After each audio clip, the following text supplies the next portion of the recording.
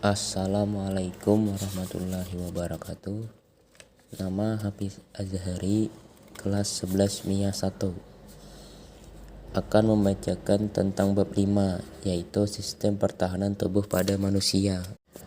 A. Mekanisme pertahanan tubuh.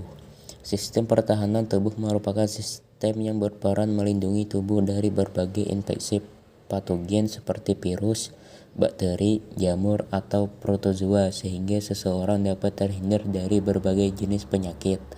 Sistem pertahanan tubuh mampu melindungi tubuh dengan berbagai cara. Sekarang coba lakukan kegiatan berikut untuk mengetahui salah satu bentuk pertahanan tubuh pada manusia. 1. Jenis pertahanan tubuh. Berdasarkan cara mempertahankan diri dari penyakit, sistem pertahanan tubuh digolongkan menjadi dua, yaitu pertahanan tubuh non-spesifik dan pertahanan tubuh spesifik. Patogen penyebab penyakit dan benda asing saat akan melakukan menginfeksi tubuh harus melalui sistem pertahanan tubuh non-spesifik terlebih dahulu. Jika sistem pertahanan tubuh non-spesifik tidak mampu menghancurkannya, zat penginfeksi tersebut akan menghadapi sistem pertahanan tubuh spesifik. Beberapa lapisan pertahanan yang dilakukan oleh tubuh dapat dilihat dalam tabel berikut. A. Sistem pertahanan tubuh non-spesifik. Sistem pertahanan tubuh non-spesifik merupakan pertahanan tubuh yang tidak membedakan patogen satu dengan patogen yang lain.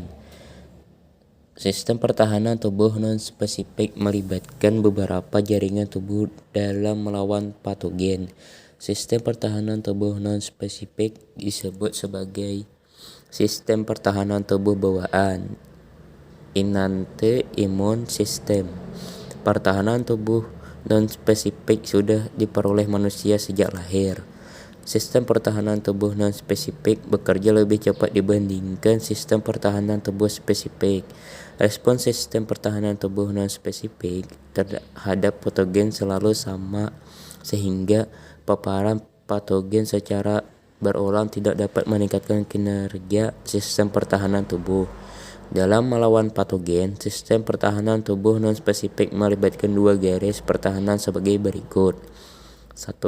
Garis pertahanan pertama, eksternal, oleh bagian luar tubuh seperti kulit, membran mukosa, dan cairan sekresi yang dihasilkan oleh membran mukosa. 2. Garis pertahanan kedua, internal, terjadi di bagian dalam tubuh yang melibatkan kerja sel atau senyawa kimia tertentu. Contohnya fagositosis oleh makrofag, inflamasi protein, antimikrob, dan sel natural killer (NK). Mekanisme sistem pertahanan tubuh non-spesifik diperoleh melalui beberapa cara berikut. 1. Pertahanan yang terdapat di permukaan tubuh. Pertahanan yang terdapat di permukaan tubuh berupa perubahan fisik, pertahanan mekanis, pertahanan kimiawi, dan pertahanan biologis. A. Pertahanan fisik. Pertahanan tubuh secara fisik dilakukan oleh lapisan terluar tubuh yang berfungsi menghalangi jalan masuknya patogen ke tubuh. Pertahanan ini dilakukan oleh kulit dan membran mukosa. Lapisan terluar kulit terdiri atas sel-sel epitel yang tersusun rapat sehingga patogen sulit menembusnya. Lapisan terluar kulit mengandung keratin dan sedikit air sehingga dapat menghambat pertumbuhan mikroorganisme. Saluran pencernaan, saluran pernapasan, dan saluran kelamin juga dilapisi oleh membran mukosa yang berfungsi menghalangi masuknya patogen. B. Pertahanan mekanis. Pertahanan tubuh secara mekanis dilakukan oleh rambut hidung dan silia pada trakea. Rambut hidung berfungsi menyaring udara yang dihirup dari partikel-partikel berbahaya maupun patogen. Adapun silia yang terdapat pada trakea berfungsi membersihkan partikel-partikel berbahaya yang terperangkap dalam lendir dan mengeluarkan dari tubuh. C. Pertahanan kimiawi. Pertahanan tubuh secara kimiawi dilakukan oleh sekret yang dihasilkan oleh kulit dan membran mukosa, misalnya minyak keringat, air liur, air mata, dan sekresi mukus. Sekret tersebut mengandung zat-zat kimia yang dapat menghambat pertumbuhan mikroorganisme. Minyak dan keringat memberikan suasana asam, pH 3-5, sehingga mencegah pertumbuhan mikroorganisme di kulit. Adapun air liur, air mata, dan sekresi mukosa mengandung enzim lisozim yang dapat membunuh bakteri. Enzim tersebut mampu menghidrolisis dinding sel bakteri sehingga sel bakteri pecah dan mati. 2. Respon peradangan inflamasi. Inflamasi merupakan respon tubuh terhadap kerusakan jaringan, misal akibat tergores atau benturan keras. Proses inflamasi merupakan kumpulan dari 5 gejala sekaligus, yaitu dolor, nyeri, rubor, kemerahan, calor, panas, tumor, bengkak, dan pagnoplaisa, hilangnya fungsi. Berdasarkan gambar di atas, mekanisme pertahanan tubuh melalui inflamasi dapat dijelaskan sebagai berikut. A. Kerusakan jaringan akibat luka menyebabkan patogen mampu melewati pertahanan tubuh untuk menginfeksi sel-sel tubuh. Jaringan yang terinfeksi akan merangsang mastosit melepaskan histamin dan prostaglandin.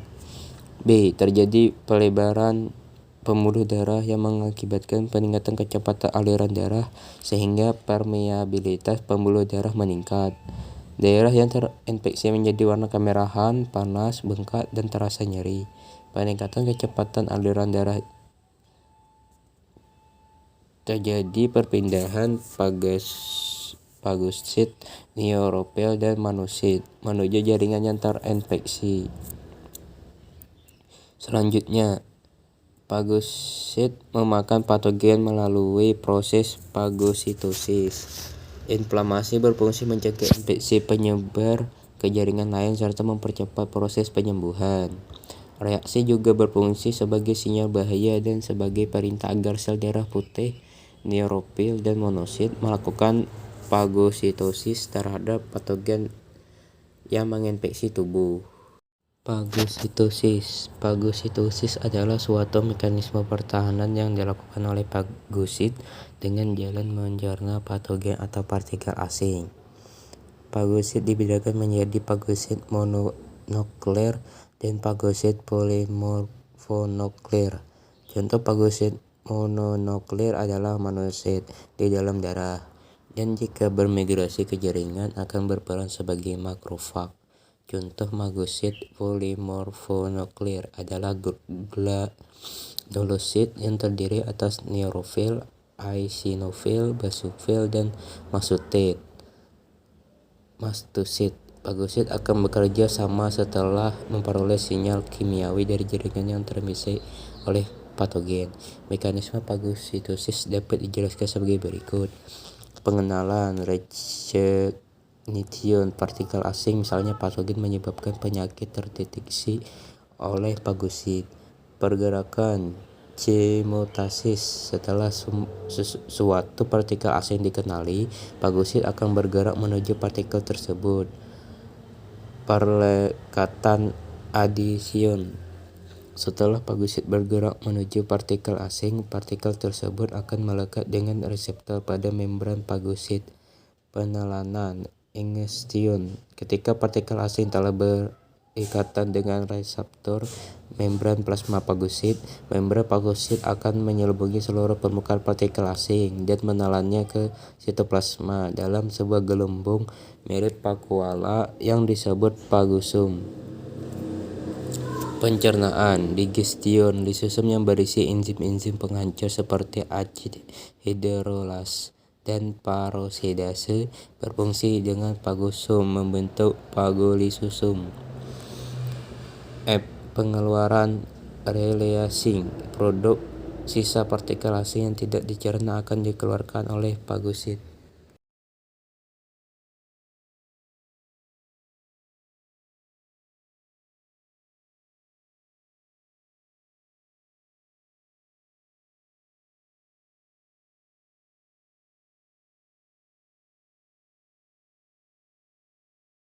B. Jenis-jenis kekebalan tubuh dan gangguan pada sistem kekebalan tubuh. Yang pertama, jenis-jenis kekebalan tubuh terbagi menjadi dua, kekebalan aktif dan kekebalan pasif. Kekebalan aktif merupakan kekebalan yang dihasilkan oleh tubuh itu sendiri. Kekebalan ini dapat diperoleh secara alami dan secara buatan. Kekebalan aktif diperoleh setelah seseorang mengalami sakit akibat infeksi suatu patogen. Setelah sembuh dari sakit, orang tersebut akan menjadi kebal terhadap penyakit. Sebagai contoh, orang yang pernah sakit campak tidak akan terkena penyakit tersebut untuk kedua kalinya. Adapun kekebalan aktif yaitu diperoleh melalui imunisasi, misalnya dengan pemberian vaksin. B. Kekebalan pasif. Kekebalan pasif merupakan kekebalan yang diperoleh setelah tubuh menerima antibodi dari luar. Kekebalan ini dapat diperoleh secara alami dan buatan. Kekebalan pasif alami dapat ditemukan pada bayi setelah menerima antibodi dari ibunya melalui plasenta saat masih berada di dalam kandungan. Jenis kekebalan ini juga dapat diperoleh dengan pemberian kolostrum yang mengandung banyak antibodi. B. Autoimunitas. Autoimunitas merupakan gangguan pada sistem kekebalan tubuh saat antibodi yang diproduksi justru menyerang sel-sel tubuh sendiri karena tidak mampu membedakan sel tubuh sendiri dengan sel asing. Autoimunitas dapat disebabkan oleh gagalnya proses pematangan sel T di kelenjar timus. Autoimunitas dapat mengakibatkan beberapa kelainan seperti diabetes mellitus, Addison disease, Graves disease, Hashimoto disease, myasthenia gravis, multiple sclerosis, inflammatory bowel disease (IBD), lupus, arthritis rheumatoid, dan sindrom Guillain-Barré untuk C. Imunodefisiensi. Imunodefisiensi adalah penurunan atau hilangnya kemampuan sistem kekebalan tubuh untuk merespon antigen. Terdapat dua jenis imunodefisiensi, yaitu imunodefisiensi primer, kongenital, dan imunodefisiensi sekunder. Imunodefisiensi primer terjadi sejak seorang lahir akibat adanya kelainan genetik. Penyakit yang tergolong imunodefisiensi primer meliputi Severe Combined Immunodeficiency (SCID) yang disebabkan oleh kelainan genetik pada kromosom X sehingga limfosit tidak berfungsi dengan baik. Agamaglobulinemia yang disebabkan oleh terhambatnya perkembangan sel B.